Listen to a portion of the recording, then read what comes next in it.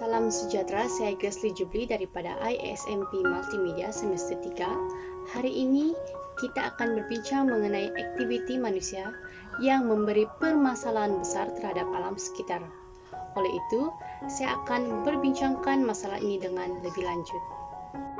Alam sekitar merupakan segala benda hidup dan bukan hidup yang wujud secara semula jadi di permukaan bumi. Alam sekitar memainkan peranan yang penting dalam kehidupan harian kita. Alam sekitar yang tidak tercemar memberikan kita satu suasana yang selesa dan menyamankan. Di samping memberi keselesaan kepada manusia, ia juga sedikit sebanyak akan menjejaskan aktiviti-aktiviti pembangunan negara sekiranya alam sekitar di negara kita tidak dijaga dengan baik. Persekitaran yang bersih penting untuk mewujudkan kehidupan yang sehat dan sejahtera.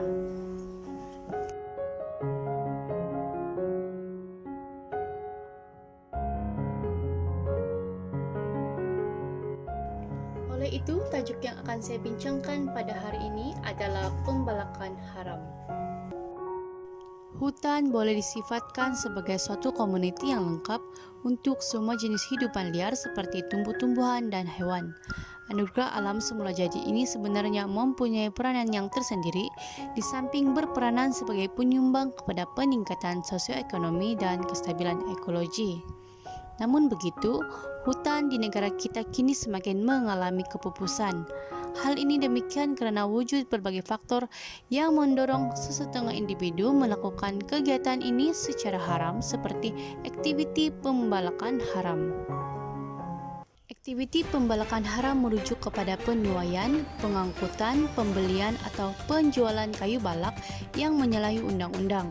Prosedur penyuaian ini dilakukan secara haram termasuk menggunakan cara yang salah bagi memasuki hutan, pengeluaran tanpa kebenaran atau dari kawasan dilindungi, penebangan spesies dilindungi, dan pengeluaran balak melampaui had yang dipersetujui oleh pihak yang berkaitan. Faktor yang menyumbang kepada aktiviti pembalakan haram ini adalah permintaan yang tinggi terhadap kayu kayan di Malaysia. Hal ini demikian karena Malaysia memiliki pelbagai jenis kayu balak yang dikira berkualitas tinggi seperti kayu jati, damar, seraya, dan sebagainya. Kepesatan industri pelancongan turut menjadi faktor utama pembalakan haram dan kemusnahan hutan. Lazimnya, pembukaan tempat pelancongan baru memerlukan infrastruktur yang banyak untuk didirikan.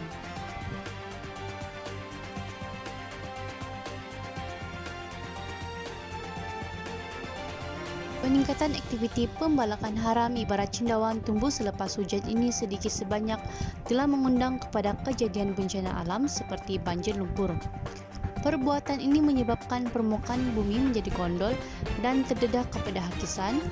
Bahan yang terakis akan dibawa dan dimendapkan ke dalam sungai. Hal ini menyebabkan sungai menjadi cetek. Apabila hujan lebat, sungai tidak dapat menampung air yang banyak lalu melimpah ke kawasan sekitarnya. Sebagai contoh, banjir lumpur akibat aktiviti ini telah memusnahkan perkampungan orang asli, menyebabkan kehidupan mereka mengalami penderitaan. Selain itu, kemusnahan habitat flora dan fauna juga merupakan kesan daripada aktiviti pembalakan haram. Pokok-pokok yang ditebang akan menjejaskan habitat flora dan fauna. Populasi flora dan fauna juga akan berkurang akibat daripada aktiviti ini. Hewan akan kehilangan tempat tinggal dan sumber makanan apabila pokok-pokok ditebang. Keadaan ini akan menyebabkan hewan tidak dapat membiak dan akhirnya pupus.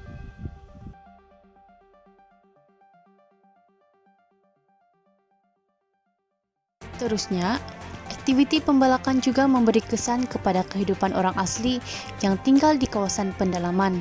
Sumber hutan merupakan es utama atau sumber primer kepada mereka untuk mencari rezeki. Apabila hutan ditebang, hidupan liar di dalam hutan akan berpindah ke tempat lain. Hal ini akan menjejaskan kehidupan orang asli kerana sumber makanan mereka menjadi semakin terhad.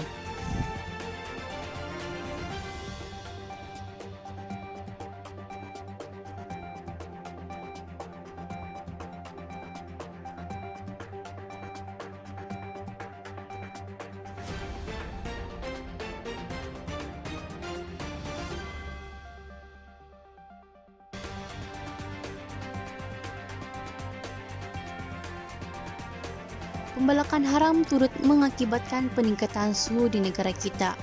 Aktiviti pembalakan haram akan meningkatkan kandungan gas karbon dioksida dalam udara. Gas ini mampu memerangkap haba di atmosfera daripada dipantulkan semula.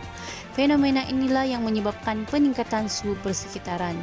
Keadaan menjadi bertambah teruk apabila kurangnya tumbuhan yang menyerap gas ini.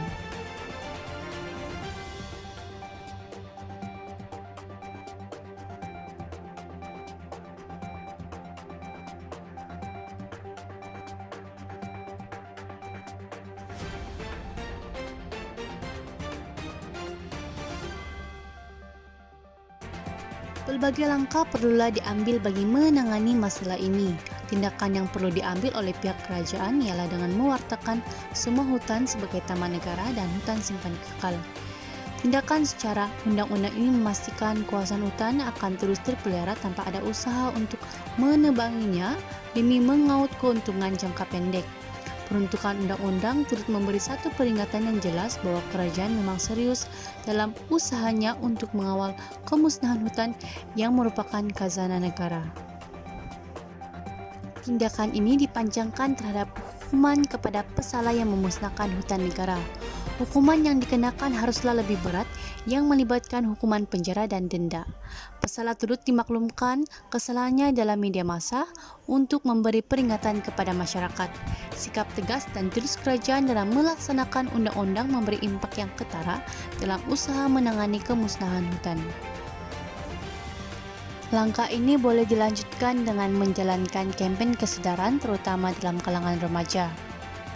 Pihak kerajaan seharusnya menjalankan kampanye di sekolah-sekolah dengan menerangkan pentingnya hutan dalam ekosistem kita, terutama ketika dunia sedang mengalami perubahan cuaca global. Remaja yang sudah memahaminya akan lebih bijak bertindak apabila mereka menjadi dewasa atau terlibat dalam proyek pembangunan yang memerlukan satu kawasan hutan dimusnahkan. Kewajiban menjaga dan memelihara alam sekitar adalah terletak sepenuhnya di tangan kita. Sudah tiba masanya setiap anggota masyarakat membuang sikap tak apa dalam diri masing-masing untuk melindungi dunia daripada melakukan pemusnahan terhadap alam sekitar secara berterusan. Ia merupakan tugas dan kewajiban akal kita di muka bumi untuk menjaga dan memelihara alam sekitar sebagaimana ia telah memberi pelbagai manfaat kepada kita berabad lamanya. Hutan merupakan aset penting negara, ia hendaklah dijaga daripada golongan yang tidak bertanggung jawab. Masalah hutan negara adalah masalah yang serius dan semua pihak harus bertanggung jawab. Usah kita semua menunding jari tanpa mau menerima atau mengakui kesilapan yang telah berlaku. Semua pihak harus duduk semeja dan mencari jalan untuk menyelesaikan kemelut yang memang sukar di atas ini. Tanpa kerjasama semua, terutama masyarakat, dan kita pasti akan lenyap.